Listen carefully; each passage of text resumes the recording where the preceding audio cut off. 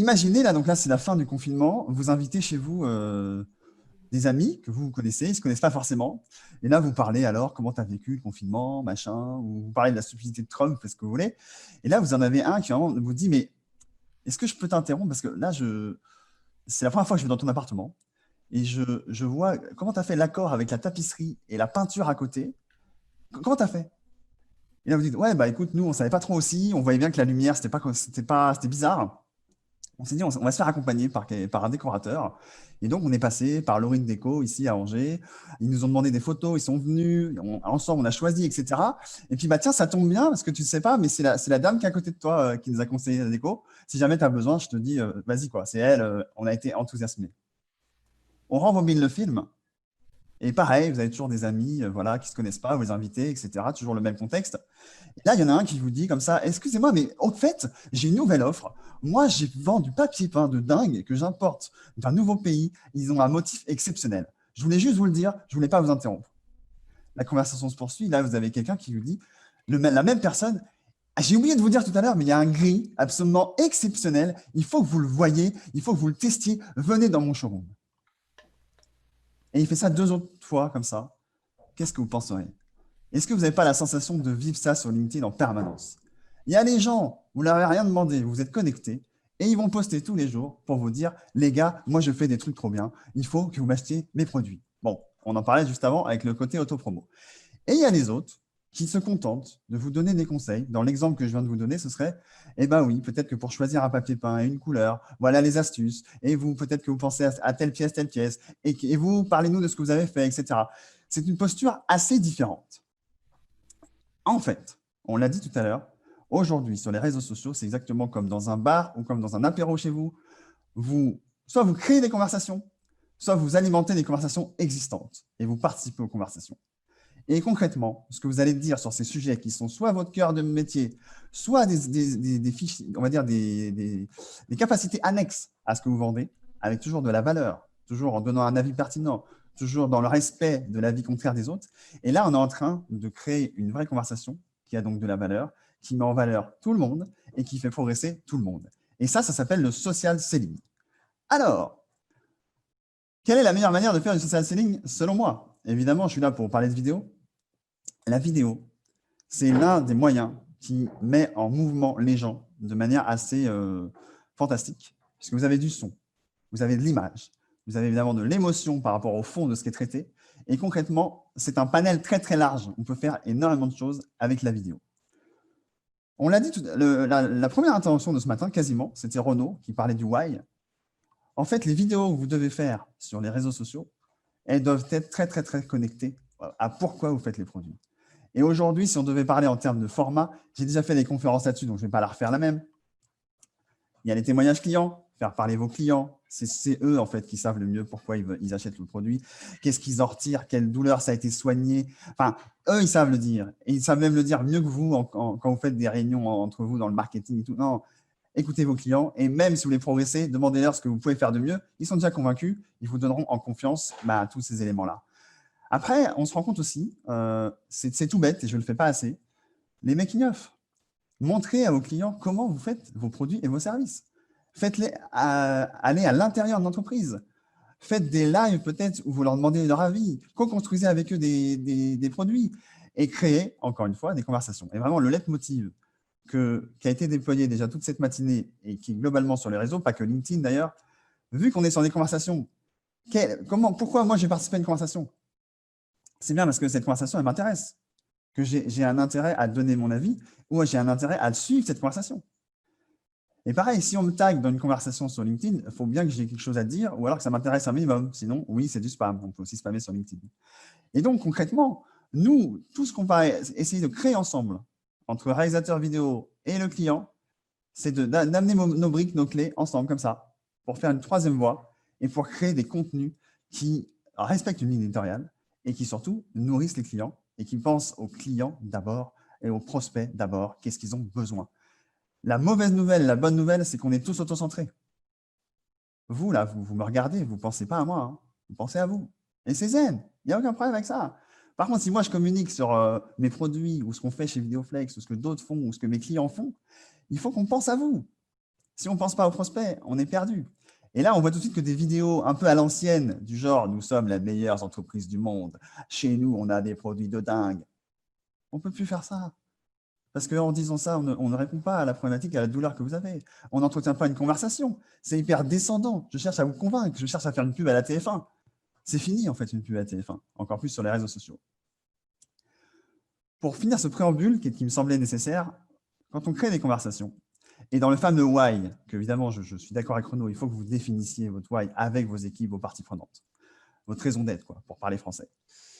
Aujourd'hui, on ne peut plus se battre contre quelque chose. Par contre, on peut se battre pour quelque chose, pour faire évoluer quelque chose. Et on voit que quand on n'est plus contre une réalité, mais pour une autre, là, on peut se permettre d'être transparent et de dire, on sait qu'on veut aller là-bas, on sait que pour nous, c'est ça la justice. Et ce qu'il faudrait faire, on n'y est pas encore, mais voilà les progrès qu'on a faits. Et vous, est-ce que vous avez une brique pour nous aider à progresser dans nos métiers, dans nos valeurs? Et donc, du coup, on porte une voix, on porte des valeurs, on porte un why. Alors, à ce moment-là, quand je dis ça à des clients, souvent, ils me disent « T'es gentil, mais nous, on est expert comptable, on n'a pas le métier le plus sexy du monde, comment on va faire ?» Ou alors, « T'es gentil, bah, nous, notre métier, je sais pas, on fait des clés. » Bon, bah, le why de faire des clés, on comprend. On va quand même pas se mettre à avoir une logique de contenu. Tu nous dis que si on est une marque, ça veut dire qu'on est un média et que donc on doit créer des contenus. Nous, on ne le voit pas trop. Et puis, quelque part, on est un peu des objets triviaux. On n'a pas grand-chose à raconter autour. Et alors, je me suis dit, mais qu'est-ce que je pourrais prendre comme exemple? Je sais pas, j'ai une peluche là, c'est un objet trivial. Est-ce que ce fabricant de peluche pourrait faire du social selling? Est-ce qu'il pourrait me raconter l'envers du décor, etc. Je ne sais pas, je vous laisse me dire. Là, j'ai peut-être une toupie. Est-ce qu'un fabricant de toupies, il a quelque chose à me dire de pourquoi il fait de toupies? Ou alors, je ne sais pas, qu'est-ce que je pourrais faire? Attends, j'ai des chaussons, donc ça, on s'en fout. Attends, j'enlève ça. Ah, j'ai un jean. Eh, si on se disait qu'est-ce qu'on pourrait faire avec un jean, ça vous dit? Eh bien, un jour, je suis tombé sur ça. Ces dernières décennies, l'industrie du vêtement est légèrement partie en vrille. Les fringues sont devenues jetables. On en achète toujours plus, pour finalement en mettre 60% à la poubelle dès la première année. Et si on veut de la qualité, ça coûte généralement un bras. Alors chez Asphalt, on essaie depuis 2016 de vous proposer une alternative dans la manière de produire et de consommer les vêtements. Notre but, c'est de faire des vêtements qui ne vont ni vous lasser, ni vous lâcher. Pour faire ça, on commence par vous demander votre avis sur chaque vêtement avant qu'il ne soit créé. Comme ça, on est sûr de savoir quel produit vous voulez, à quel prix et comment on doit bosser dessus. Ensuite, on bosse des mois, voire des années sur chaque vêtement. On en développe peu, parce qu'on pense qu'il vaut mieux avoir un excellent pull que 5 pas terribles. Pour s'assurer de la résistance de chaque matière, on leur fait passer des tests de malades dans un laboratoire spécialisé. Si ça convient pas, on recommence. Tous nos vêtements, on les fait main dans la main avec nos fournisseurs et nos fabricants. Des gens solides qu'on trie sur le carreau pour s'assurer qu'ils sont obsédés par les mêmes choses que nous. Faire les vêtements les plus durables possibles, tout en respectant les gens avec lesquels ils bossent. Le plus dur, ça a été de trouver le moyen de rendre tout ça accessible. Et la précommande était la solution parfaite. Elle réduit tous les coûts inutiles et nous permet de proposer un rapport qualité-prix impossible autrement. En plus, en précommandant, c'est vous qui lancez la production de vos vêtements. Du coup, pas de surproduction. Ce qu'on veut, c'est créer des fringues que vous allez porter tous les jours pendant des années. C'est vous rendre propriétaire de beaux vêtements qui se patinent avec le temps, plutôt que consommateur de fringues jetables. Notre mission, c'est de mettre la qualité sur le dos d'un maximum de mecs. Et avec votre aide, on est bien parti pour y arriver.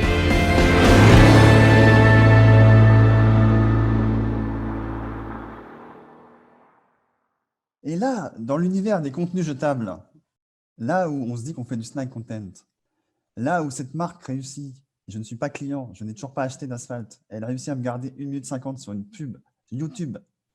C'est du jamais vu, ce truc-là. Pourquoi? Et donc, je fais un post. Bon, je fais un post pour dire, les gars, je suis tombé sur ça. Moi, je suis un réalisateur, ce n'est pas moi qui ai fait cette vidéo. Je la découvre, je n'ai aucun affect avec cette vidéo, je ne connais pas la marque. D'ailleurs, le jean que je vous montrais, moi, je suis plutôt 1083. Alors, c'est fabriqué entièrement en France, etc. Bon, pourtant, ce truc-là me marque. Et donc, j'avais envie de vous en parler. Et là, je crée un post, donc de zéro, et je dis, voilà, je suis resté dessus, je suis scotché, une belle histoire bien racontée, etc. Bon, et ce qui se passe, c'est que ce post se met à cartonner. 500 likes, 167 commentaires, 25 000 vues. On est à des niveaux de vues supérieurs à même la page de marque d'Asphalt. Et je tag évidemment le dirigeant, le chargé de contenu. Je ne trouve pas le réalisateur de la vidéo, mais si je me suis dit, bah, on va converser là-dessus. Et vous irez voir ce post. D'ailleurs, je vais même vous le mettre dans les commentaires si vous voulez. Il y a 5 à 6 sujets de conversation différentes qui ont eu lieu dans ce post. On a parlé, cette marque est-elle vraiment produite en France? Et ouais, je n'avais pas pensé. Ils ne le disent pas. Ils ne le disent pas. Et il n'y a rien pour les femmes. Moi, je suis une femme, qu'est-ce que je fais? Est-ce qu'ils ont prévu le truc pour les femmes? Donc, il y a des femmes qui ont dit, bah, moi, je suis une femme, qu'est-ce que je fais? Parce que ça a l'air quand même, j'adhère. Qu'est-ce que je fais pour acheter? Et puis, quand même, c'est un peu gros à la fin, le cliché de l'homme, là. Genre, l'homme avec sa moto, sa voiture, machin. Est-ce que c'est pas un peu hors cadre dans le monde d'aujourd'hui? En plus, on est en plein Covid. Qu'est-ce qui se passe, en fait?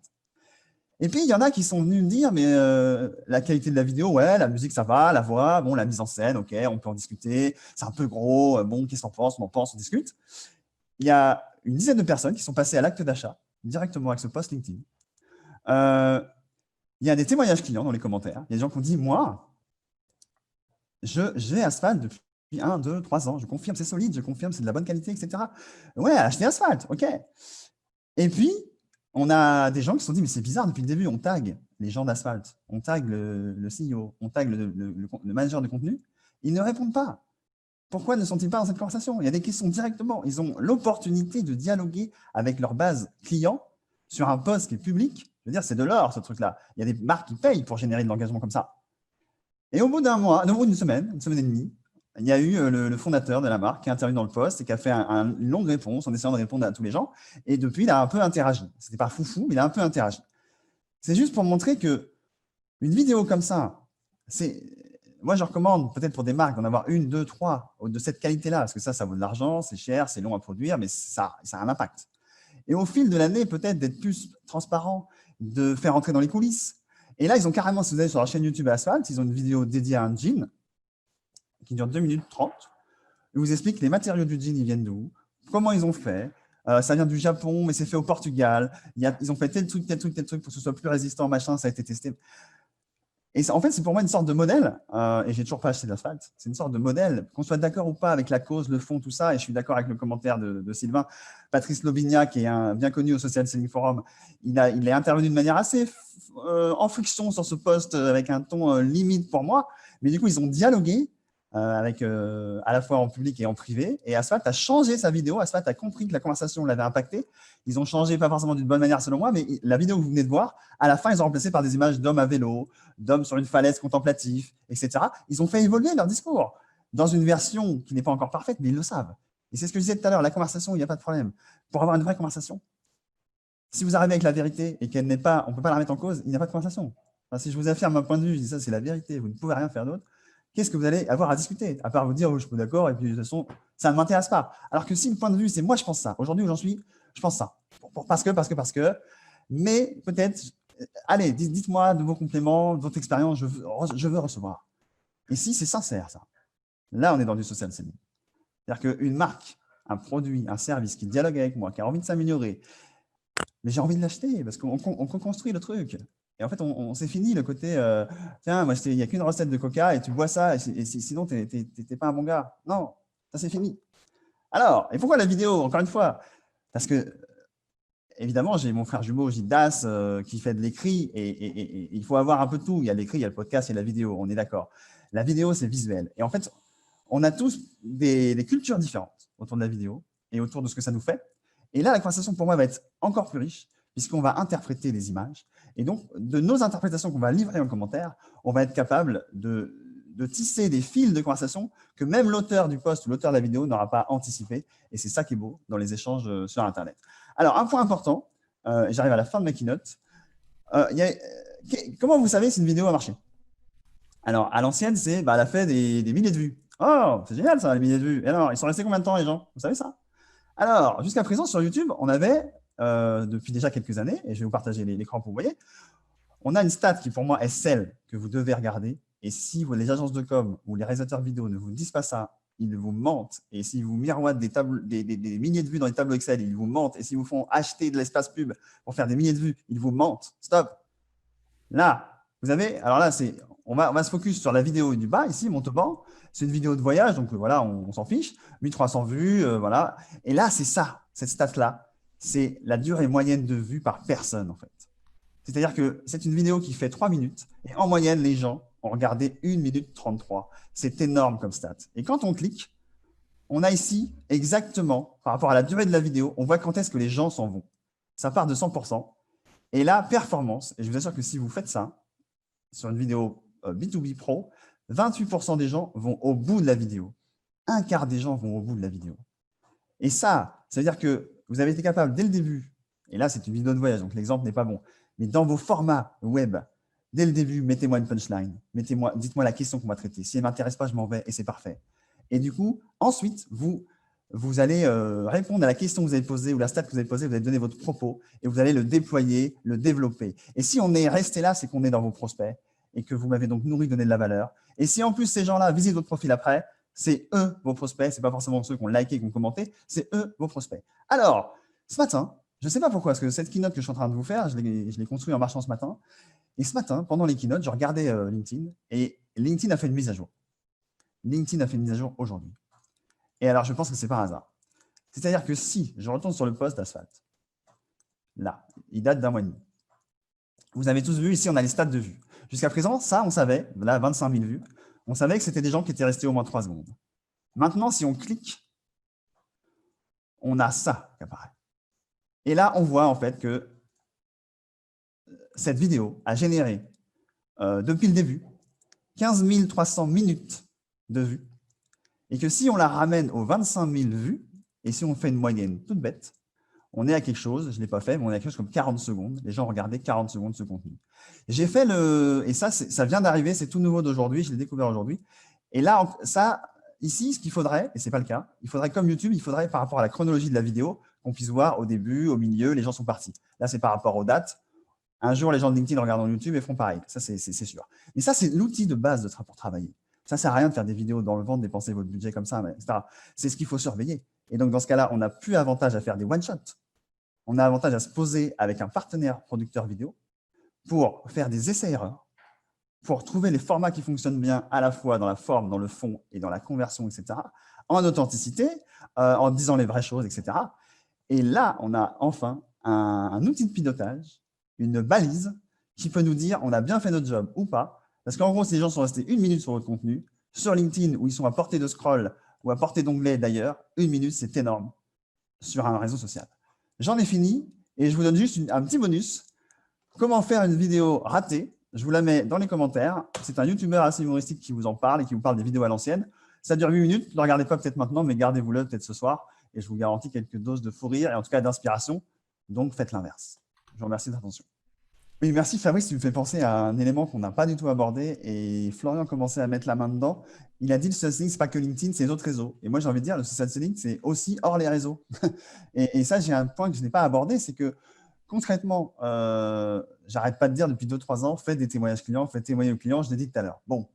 Et là, j'ai un de mes clients qui m'a fait un retour parce qu'il m'avait cru, hein, des fois, il y a des gens qui me croient. On avait produit les témoignages clients, bon, super. Et là, il a fallu qu'il y ait le confinement pour qu'il se rende compte qu'il avait vu qu'en fait, ces commerciaux, il leur avait dit, en rendez-vous présentiel, en rendez-vous de découverte, projeter un témoignage client. Ça dure 1 minute 30, vous projetez un témoignage client qui ressemble à votre cible. Les commerciaux ne le faisaient pas. Ils disaient, ouais, mais ça casse la relation, tout ça. Attends, on est dans le présentiel, dans l'humain. Je ne vais pas lui balancer une vidéo de quelqu'un d'autre qui ne connaît pas. Bon, OK. Avec le confinement, du coup, ce dirigeant, il s'est mis, lui, à faire des entretiens via Zoom avec des prospects et des clients. Et je vous montre juste sa presse. Juste 3 slides. Elle est bon. Alors, c'est son logo. Voilà. On passe à leur mission. Ensemble, nous construisons une entreprise connectée et sécurisée de demain. C'est une boîte informatique, téléphonie. Et directement là, et je ne vous les mets pas en entier, mais directement, on a ça. Donc pour moi, Infinilink, c'est la proximité. Pour moi, Infinilink, c'est plus qu'une société de prestations. Et ça dure 1 minute. Il n'y a rien. 1 minute. Et il a vu, et moi, autant je prêchais pour ça, mais je n'avais pas la conscience que ça pouvait être comme ça, que des gens, quand on leur projette quelqu'un qui leur ressemble, on ne parle plus, vous êtes qui, vos chiffres, ah d'accord, on parle, mais alors, qu'est-ce qu'on fait ensemble? Nous aussi, on a un projet d'infra télécom, machin, voilà. Et ça, je l'avais vu sur un de mes clients qui est Fipark. Ils font du leasing à grande échelle, quoi. Alors, le truc, c'est pas sexy, quoi. On a fait des témoignages clients de restaurateurs et le mec dit, moi, mon problème, les banques ne veulent pas financer les hôtes aspirantes. Et les seuls qui ont réussi à les financer, c'est Fipark. Quand les commerciaux ont commencé à faire le tour de restaurateurs en balançant ce témoignage client en présentiel. Parce que si on l'envoie en mail, les gens ne regardent pas. Hein. On est tous pareils. Ils cliquent, ils ne regardent pas. Voilà. En présentiel, 1 minute 30. Pareil. Ah, mais alors, vous pouvez résoudre moi aussi mon problème de notes. Bah oui. Et ça, c'est une social selling aussi. On a fait intervenir d'autres gens qui parlent de comment ils ont vécu. Et du coup, on crée la moulinette. Voilà. Je voulais apporter cette pierre.